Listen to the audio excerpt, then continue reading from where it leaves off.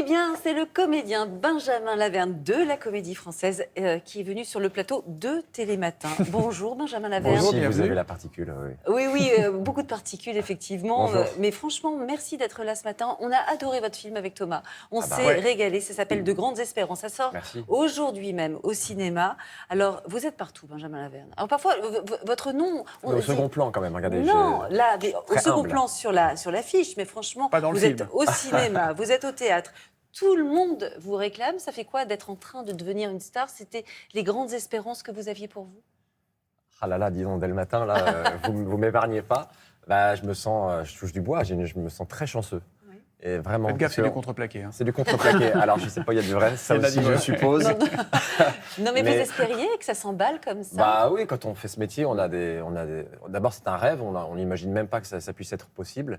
Donc, je voyais ça comme vraiment une utopie. Et puis, c'est devenu concret petit à petit. C'est des marches qu'on monte. On est pris à l'école. Et puis, on regarde, là, c'était en l'occurrence la classe libre au cours Florent. On se dit, c'est pour les autres. On les croise dans les couloirs.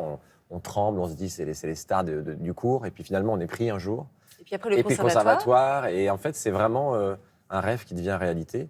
Et puis, une passion aussi qui grandit en soi, qui devient un peu une vocation. Et en effet, en allant au théâtre, en lisant du théâtre, c'est devenu indispensable et merveilleux, une chance inouïe de faire ce métier, parce que Dieu sait qu'il y a des gens talentueux qui n'y arrivent pas. Et il y a Pour qui aussi c'est des gens difficile. talentueux qui y arrivent, vous en êtes la preuve. Oh. Ce film, c'est un vrai thriller. On va se mettre dans l'ambiance de Grandes Espérances, donc, dont vous partagez le rôle principal avec Rebecca Marder.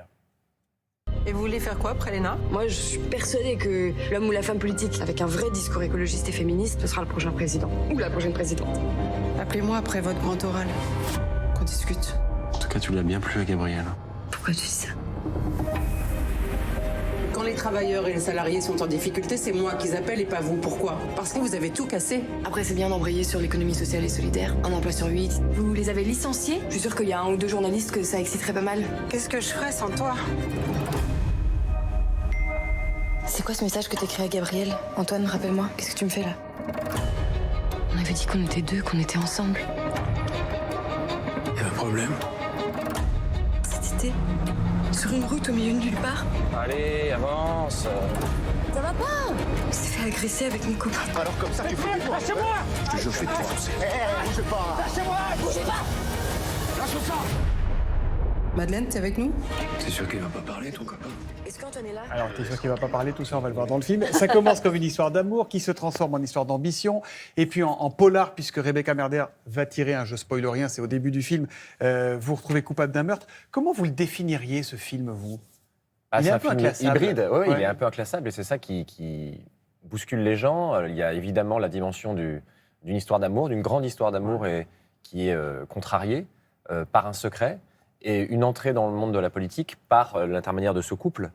Et évidemment, c'est l'histoire d'un destin, Ouais. d'une vocation. Alors là, elle n'est pas comédienne, parce que je vous parlais de vocation tout à l'heure, mais d'un grand idéalisme aussi, de vouloir changer le monde et de passer par la politique de manière la plus sincère De voir possible. comment on ressort voilà. de la politique. Et Et de voir justement, comment on voit que ça ressort. les abîme, cette ambition, que dans leur couple, c'est peut-être ça aussi le problème. C'est cette ambition, la politique leur fait pas du bien.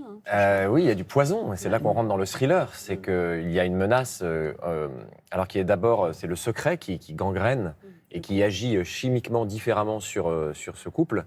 Elle vient d'un milieu populaire, elle est boursière de Sciences Po, elle a un rapport à son père assez éloigné. Lui, c'est le fils à papa et qui est né avec une cuillère en argent dans la bouche.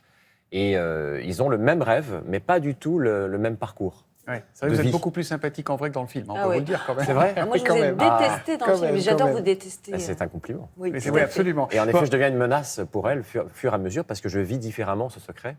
Et je vais Et être nous, l'ombre, le ressort dramaturgique entre guillemets, du méchant, parce que moi, je trouve qu'il a beaucoup aussi de... Ouais. Il Il a aussi défend ses son failles. perso- Il a aussi il ses défend son failles. Et puis nous, on est personnage. pris pendant tout le film. Vraiment, c'est un truc. On a le souffle un peu Ouais, c'est coupé. très haletant. Alors, ce qui est drôle, c'est qu'on l'a aperçu. Il y a un ancien, vrai ministre Ah oui. éphémère, Thomas Thévenoud. C'était la fameuse phobie administrative, qui joue. Dans ce film, il joue le rôle du politique, du Oui. ministre du Travail, d'ailleurs, c'est très d'actualité. Qui joue le mieux, l'acteur ou le politique, à votre avis? Je ne sais pas. Je ne sais pas, mais en tout cas, j'ai pas l'impression qu'il ait la phobie du jeu. J'ai l'impression qu'il est très à l'aise, qu'il Ouais. s'est beaucoup amusé, et surtout qu'il a un sens de la vérité. Il a un instinct très développé, il est très doué. Et Pour la c'était comédie. plus vrai que nature. Mm. Nous, on n'avait vraiment pas à jouer avec lui. On était en réaction et on était hallucinés de voir à quel point il était Moi, je l'ai pas reconnu. aussi hein, je me suis acteur. pas Parce dit, que de c'est jouer un- son propre ouais. rôle, c'est pas si Ouais, c'est évident. ça. Donc nos politiques seraient peut-être de très bons acteurs, c'est Ah ce que vous bah êtes en oui, train de nous dire. Mais vous, ça non, non ça non. Je trouve qu'au contraire, il y en a des très très mauvais. Il y en a des Et très je me dis, mauvais. mais à quelle école ils ont Lesquels été? Vous pouvez les citer, ceux vraiment qui feraient pas carrière. Non, ceux certains sont très connus. Ah oui, Non, d'accord. non, mais C'est vrai qui jouent mal la comédie. Ne Ouais. vous fâchez pas avec tout le monde tout de suite. Non, non, mais après, il y en a beaucoup de très connus. Mais vous êtes très cynique, hein, votre personnage, en tout cas dans le film, vous jouez. Le personnage. Oui, c'est vrai que c'est troublant parce que comme on a adoré le film, on pourrait projeter, mais vous êtes très sympa à vous. Est-ce que ça correspond à l'idée que vous vous faites des hommes politiques, ce cynisme justement? C'est comme ça que vous les percevez? Sylvain Desclous, le réalisateur, ne voulait pas forcément voilà, faire une critique acerbe et d'un pessimisme redoutable sur tous les politiques, sur toute la classe politique, mais au contraire prendre deux jeunes qui sont à l'orée de leur carrière et qui sont à l'école encore. Enfin, là, en l'occurrence, ils tentent le concours de l'ENA, ils sont admissibles à l'oral. Et ils ont cette pureté et cet avenir où tout est possible, tout est radieux. Et ils ne voulaient pas forcément, en effet, tirer à boulet rouge et de se dire que c'était foutu, qu'ils sont tous pourris. Ça parle du secret, en effet. Ouais. Ça parle de la complexité de... il dit cet exemple, si Greta Thunberg avait commis vraiment quelque chose de condamnable, est-ce que sa cause en serait moins noble? Ouais. Et je trouve ça assez juste. Justement, ce ne sont pas des personnages manichéens. Ils sont très complexes et ils ont de tout en eux. Et justement, ça parle de ce combat sur comment, avec cette complexité, aller au bout de ses rêves. Et il faut dire aussi un mot de Rebecca Marder, hein, qui est incroyable. Ah oui. Moi, je trouve que c'est Sophie Marceau et Catherine Deneuve réunies. Quoi. Ah bah, Je dis trouve donc. qu'elle a une... Ah, mais je suis je le bluffé. dirais.